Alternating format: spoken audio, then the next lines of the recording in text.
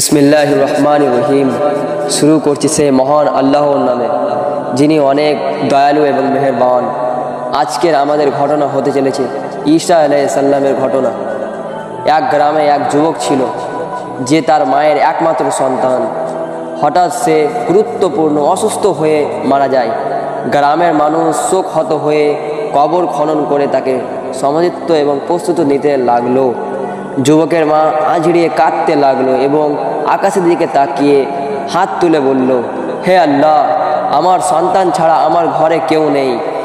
যদি আপনি চান তবে আমার সন্তানকে ফিরিয়ে দেন। এই সময় আল্লাহ রসুল ঈসা আলাইহিস সালাম এই এলাকায় উপস্থিত ছিলেন। তিনি মহিলার আর্তনাদ শুনে কাছে এগিয়ে আসেন। তিনি মায়ের চোখের দিকে তাকিয়ে তিনিও কেঁদে ফেললেন। তারপর লোকেদের বললেন, তোমরা তাকে নামিয়ে রেখো। তিনি মৃত্যু যুবকের দিকে তাকিয়ে বললেন, বিসমিল্লাহ ইয়া হাইয়ু ইয়া কাইয়ুম।